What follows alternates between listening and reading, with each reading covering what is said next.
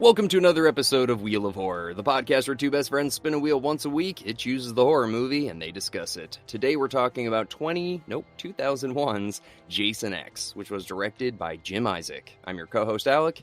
I'm Eric.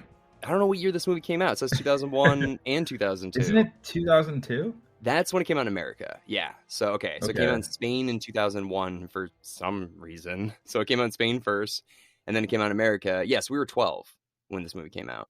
Yeah, I think that's around the time I saw it. I watched it a few times. I had it on DVD. Yeah, well, this is definitely just like Ghost Ship, pay-per-view movie, rented it once, watched it like 50 times in a row. Because when you're a kid, when you're that young. And you play the Sega Dreamcast for a little bit, and yeah, that was our day. Yeah, I mean, back in 2002, yeah. Yeah, this was definitely, this is stupid, but it's fun. It's a movie, Alec. There's way worse out there, but this one actually, dude, like, the same thing. Soft spot in my heart for this kind of shitty movie. I'm gonna say this. I'm actually impressed by it. Really? Think about it. If you were like pitching this, like, hey, we're gonna do a Jason movie. It's gonna be called Jason X because this is the 10th Jason film, not because it's 10 years like since Friday the 13th came out. We're gonna go 500 years into the future, cryogenic, frozen Jason, and he becomes like a cyborg. Like, imagine pitching that and then being like, no, we're not doing that. But this was surprisingly, it did it. You know what I mean? It did that plot, which is like crazy to me. And it took it to the next level and kind of wrote itself into a hole a little bit. But what else are you guys gonna do? Because I mean, the first 7 films are literally just like the same movie with very minimal tweaks. In New York. Well, that's you go to New York and you go to hell. Back in time, and then you gotta go to space, Leprechaun in space, Gotta eventually go to space. You only go to the hood so many times. They went twice. He went twice. But with the Jason movies, though, like Jason Takes Manhattan was the first time that it really leaves Crystal Lake, and then the 9th one's like Jason Goes to Hell, and that one's just crazy. But this one goes back to form. We just it's basically just Crystal Lake in space. So I think that's why people are excited. We get to see Jason actually as Jason again, actually doing what we know him to do, but it's just different backdrop, different attitude. People are more like aware now. It's kind of, that's the biggest difference I think in this Jason movie versus the other ones, is the characters are snarky and they're like sarcastic with each other, and they're still having premarital sex. They're not camping though. They're not camping. But that was the thing I noticed this time. Jason, when he gets resurrected for the first time, when he comes up, it's because those people are having sex. I never really made that connection. Yeah, it's like those people are having sex, and all of a sudden he just rises from the dead. I was like, oh my god. I was like, all right. Yeah. Roll your eyes moment for sure. Hey man, it's very dumb. It's creative. It works. This was definitely written by like a bunch of stoners. Like, we should do a Jason. We should definitely first we gotta go to Wendy's. Then well, who pitched it was, the guy that looks like Stone Cold Steve Austin in this movie, who like gets his head cut off when he's doing the VR thing. Oh, and like the game room? Yeah, he's the writer. Yeah. He was the writer. Yeah. I think I read that. But pretty impressed overall. I mean that in the way, like, to make this come into form. Yeah. It did the trick. It's like, oh, they did this. I know. They made Jason into a cyborg. They made him 500 years in the future or whatever. Crazy. I like it too, man. You know what? The other thing I noticed this time too is it's a lot like Aliens. And in some ways. I mean, you've got the Marines kind of hunting him down on the ship, getting taken off one by one. They're in the command center, like talking to them. And you've got the Ripley kind of character being like, you need to kill them. And then they're like, no, we need to save it for like research. Like, it was a lot like Aliens. Yeah, that and Aliens definitely. But I also felt like a Wolverine sense. Like, now we're focused on like Jason's regeneration cells and stuff. Like, it's like Wolverine style. That's what I was getting from it. But Aliens actually adds up more with like the military side of it. Well, now that you're talking about Wolverine, you know what I would have liked to have seen? I wasn't crazy about the intro with all those graphics where it's like going through his brain or whatever. Oh, it's a waste of 5 minutes. Why didn't they show like 2007 and like the firing squad, like 2009, like them burning his head in acid or whatever, like all these different versions of them trying to kill him? Wouldn't that have been sick? Yeah, I wonder if they had trouble getting like the rights to each of those movies. No, no, no, no, no. I'm not even saying that. I'm saying they're showing at the facility, like in 2008, them trying to do the firing squad thing. Because she says that. She's like, we've killed him multiple times. Oh, yeah, that would have been So sick. like the That would credits have are been really going, sick. but it's almost like the Wolverine movie intro where they're running through all the wars or whatever, and they're showing like them in the Civil War, them in the Revolutionary War. Yeah, So it's yeah. like them showing them trying to kill him at this facility, and then Like, yeah, like in between, like, right? That'd be kind like of I don't cool. like, I don't know. it's crazy. Could be so ridiculous, but yeah. So the guy in the beginning, the guy who's like the professor, is like, we gotta like take him and make money off of him or whatever. You know who that guy is? It's Cronenberg, Yeah. right? So he directed Videodrome. Yeah, oh yeah. Yeah, I love that. This movie, it's So random. all Canadian. So he's a Canadian filmmaker. I mean, the lead female is Canadian. Everybody's Canadian. This. It was filmed in Toronto. So, you know, he's probably just like, put me in it, please. I'm like, yeah, of course. Dude. Who was that guy? Was that who I think it was? The guy who was like, "You woke me up like a box of DVDs is in a treasure." Like, who is that guy? I don't know. I don't know. Is that the guy? Is that the guy from The Crow in 24? I couldn't.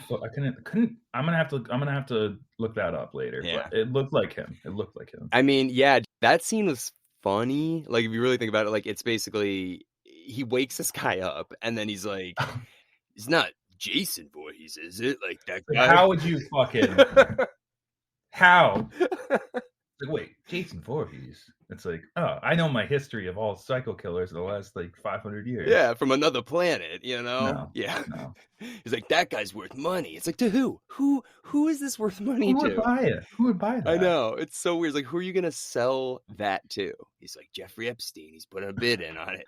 I mean, if they bring it back to like, oh, he's the key to regeneration studies that we're missing. Mm. You know, they could have tied that back in. It's like, oh, he's been missing. He was the key. So that's the thing, the cryo thing. You know, when all the military dies and stuff, and they freeze in the cryo lab. Yeah. So no one's gonna check that out for 500 years. Oh yeah. Does like an asteroid happen right after that? That's a good point. I never thought about that. Yeah. Like it's just like it's in a basement. And it's just like, oh, all these military people are dead upstairs. Let's not look into this. Well, dude, they said the report. It's like Jason Voorhees disappeared. Like, you know, no one could find him. It's like he's in the place that he was already. He was going to go. He was literally in where they were gonna put him. I never thought about that. That's really funny.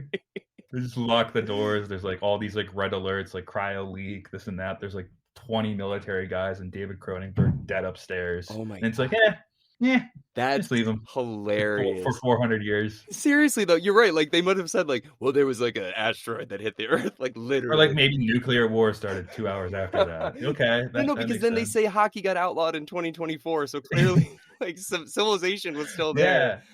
Oh wow! Come on, we got 2 years until hockey's outlawed. Oh my god, that was one thing I wanted to ask you. You have to come up with an answer. Why does hockey get outlawed in 2 years from now? All right, I would tie it back to Jason's goalie mask, but just the hits getting so crazy and violent. Hockey's a pretty violent sport. Yeah, it's probably the most violent sport. They like encourage fighting, you know? Yeah, it could be that. I don't know. Huh. But obviously they're doing hockey because obviously you mentioned it's a Canadian movie, one, and two, he's wearing a hockey mask. I know. I just think it's so like, I don't know. There's a lot of that in this. Yeah. Another thing I thought was really funny is every single person's clothes in this movie. Like the surgery, when that one doctor is performing surgery, she's wearing like a belly shirt and like no mask and like nothing. Yeah, like no hairnet, nothing. Yeah, nothing to cover her face. She's like literally cutting open somebody from another time who could have diseases, like nothing. She's just like, well, anything. I know. Anything. And she's like literally barely wearing any clothes. Like a crop top. I'm not complaining. I'm just saying like it's kind of funny. Like, wow, these future interns are really hot. Yeah. Like, I know. I just thought that was like so funny. Nobody was like properly dressed to do anything. It was just a lot of fuzzy sweaters and weird clothes. I like that. I forgot how long into the movie until Jason turns into Uber Jason. It's like at the end. It's like in the last 20 minutes or so. When I was a kid, I thought it was like most of the movie. And I'm like, oh no, it's like just the end. I met a kid, I think when I was about 10 when this movie came out, when I was like 13 or 14, he had a replica of the Jason X sword or machete, like the future sword. Yeah. Yeah, he was telling me. I never saw it, but he had it. He's like, "Oh yeah, I got that." I was like, It's "Really? on the How poster. much did that cost?" He's like $300 or something. I'm like, "Jeez." That sounds like something you'd buy, Eric. Yeah, it would be, but I wouldn't even get that. I was like, "That's stupid." Well, no, it is a cool machete, though. I mean, I think the Uber Jason actually looks really cool. Like, I'm not gonna lie, he looks awesome. And it was Yeah, they actually did a good job. the same, the costume guy that made RoboCop actually made him. So that was kind of cool. I could see that with like the armor, Yeah. more or less. Yeah, yeah, for sure. So I love that, but the idea of Jason becoming Uber Jason is so crazy. That was what they're gonna name the movie too, right? Uber Jason or something. I don't know. I don't think so. And they Maybe. went with Jason X. Jason X is a great title. Way cooler than Uber. Well, that's what Jason. he's credited as. It's Jason Voorhees / Uber Jason. Oh, and Kane Hodder is the Uber Jason. He's both. Right? He's both. Okay. Yeah. Yeah. But it says like in the credits, it's like Kane Hodder as Jason Voorhees / Uber Jason because it's totally. I think they're different characters because Jason Voorhees like dies in this kind of. I mean, dude, he gets his head like completely blown off. I mean, Oh, he's completely dismembered, and his head is there's not even a full jaw left. nothing, dude. I mean, it looked like Britney Spears in that South Park episode. Yeah, exactly. Like there's nothing left, and it's like, okay, like how is he coming back from that? Yeah, like even the regeneration thing. I'm like, I don't even think Wolverine's coming back from that one. Like, yeah, that's gonna be like a week long regeneration. Yeah, but then I love it. So like basically the way that all happens is this cyborg android woman like just massacres him with bullets, just blows him all to hell, blows his leg off, blows his arm off, blows his head off, and then a machine randomly turns on that happens to fully not just regenerate him, but make him like twice as strong. Well, yeah, because it's messing with his cells that are already super duper, right? I have no idea. I mean, yeah, because normally if you're a normal human, it brings you back to like normal. But like since he's a super regeneration person, yeah, like the Wolverine is what they're saying, and like imagine Wolverine getting like steroids. Right. I kind of feel like if they said that, they're like based on his regenerative abilities already. That machine made him. No, dude. These people that watch this movie are like, I don't know. They're 12 and they're like, cool. Like, they go to Kid Rock concerts and stuff. I don't know. I don't know. I mean, hey, I like this movie, so I like Kid Rock. No. Yeah. So I guess like the whole movie starts off where we already know about that, like the Uber Jason or Jason's tied up. That's actually pretty funny. Is that whole beginning where he's completely chained up, like completely, and that guy just throws a rag on him, and then when all the people come in, that guy's on the chains and Jason's just gone somehow. Like, how did that happen? You got pissed off. You piss off Jason. You poke the bear. Yeah. You poke the bear. He's like, look at this stupid, and he throws the thing over him. Yeah. That probably set off Jason. He's just like, all right. Yeah, I know. I wanted to see him break out of those chains because I'm like, that's very strong. Yeah. Like, yeah, that would be like, all right. Like, yeah. Well, the other thing is, I was thinking Jason would probably want to kill the lead woman in this movie more than anybody else ever, because think about all the shit that her and her like company's done to him over the years. Yeah, Well, yeah, I think that's what goes into him seeing her again on the ship and being like, I'm killing everyone on the ship. Right. But you'd think like he would want to murder her. Yeah, I mean, she really screwed his life up. Yeah. He has like a reason to want to kill her, which is kind of the first time we ever see that in a movie where it's like, okay, like, I mean, I guess with Tommy Jarvis and all that stuff, but this is more like, yo, you've been like doing a lot of messed up, like torture stuff on me for years. So one of the only things I remember from this movie as a kid, obviously like Frozen's face smash, like that thing. That was a great kill. I did not remember that, but I do remember parts of this movie when I was a kid. Like I remember that guy getting his arm chopped off at the beginning, and then the regeneration thing. Yeah, I'm like, oh my god, it was a real hit of nostalgia because I haven't seen this in 20 years. Oh wow, it's been that long for you? No. When's the last time you saw it? Yeah, probably like 5 years ago. Nah, dude, I didn't see this since I would like to safely say 2005. So wow. Like, and I think that's rounding up big time too. I haven't seen this since like 8th grade. Oh wow. Yeah. Yeah. I remember obviously the face smash thing, but the other thing I remember was how badass that Brodsky guy was.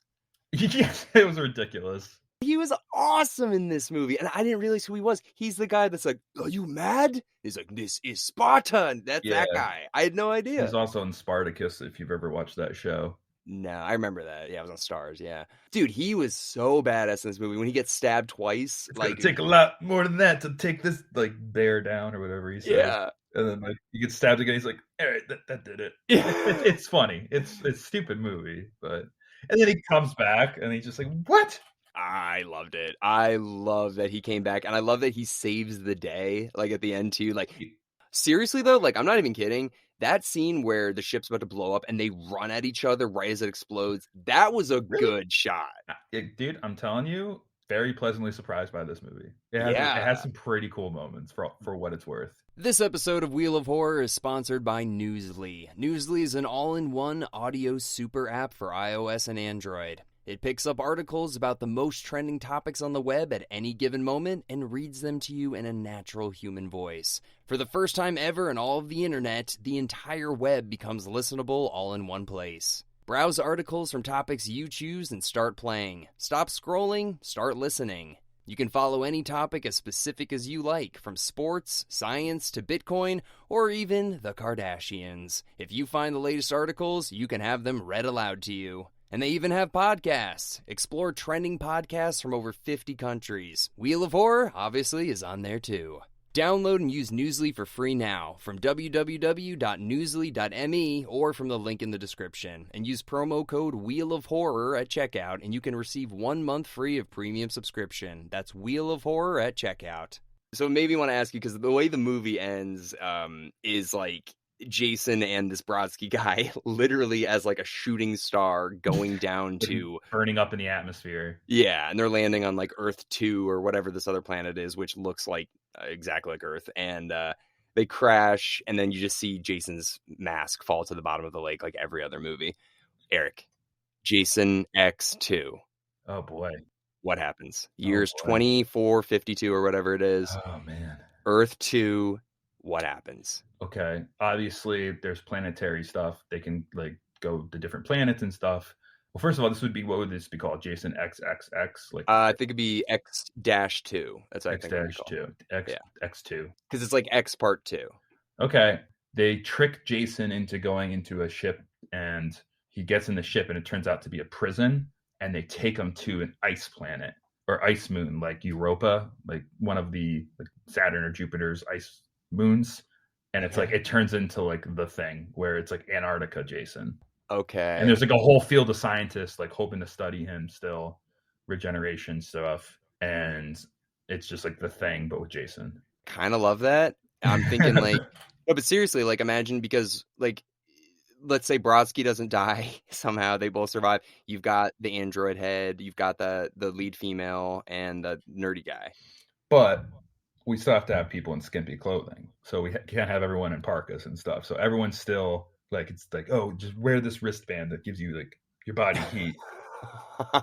Nice one. Like Yeah. It's like, oh, God forbid we give them clothes, you know. I would see that, because like think about it, like they capture Jason, they capture him, like we're gonna bring him to the death planet. Gotcha, the planet. Sucker. Yeah, we have a planet that we can actually kill him. We'll throw him in a volcano or something. But then as the ship's going there, he does something on the ship and it crashes on an ice planet. Yes. And then yes, dude, yes, love it. Yes, and then here's the thing: bring back Rowan Fontaine. She's still alive. KM, the robot's still alive. So like, bring them back. Unfortunately, I don't want this, but I think Brodsky has to die in the beginning. You know, set it like, oh shit, like Jason killed him. Well, they can start off with that scene again, and then you can do like a scene like that, and like Brodsky like peels off of Jason as he's burning up and like hits a parachute. Right. Okay. So he survives that, but then also like maybe Brodsky reaches out to the guy who is asleep or whatever, and he's like, "Hey, listen, like I found Voorhees, I got him," or something like that, and then they send the prison ship to grab him, and it's like, I think he's too dangerous or whatever. Yeah, Jason X2. What are we doing here? We're wasting time. Because think about it, like that's the end of this timeline basically, is right there. I mean, there hasn't, because Freddy vs. Jason is a prequel to this, you know?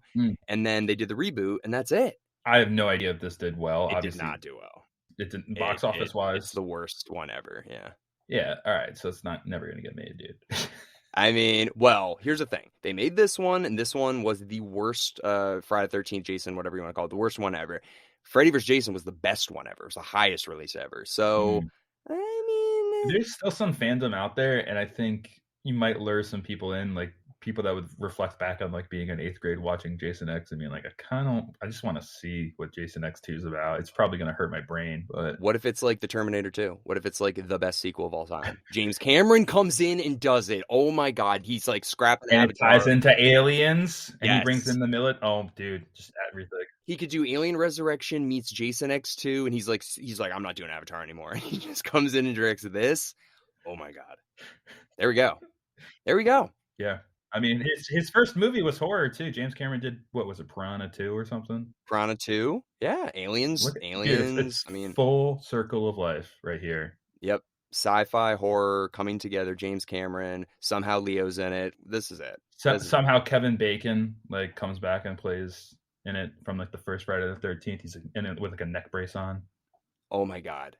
Because they yes. Okay, they got some of his DNA and they were able to clone him in the future because he was one of Jason's like first like victims or whatever. No, Jason didn't kill him. Jason didn't kill him. Mrs. Voorhees killed him. Damn it. Whatever. Kevin Bacon's he's coming. He's coming. He's coming. He's in it. It doesn't matter. It doesn't matter. It doesn't matter. That's not what's important here.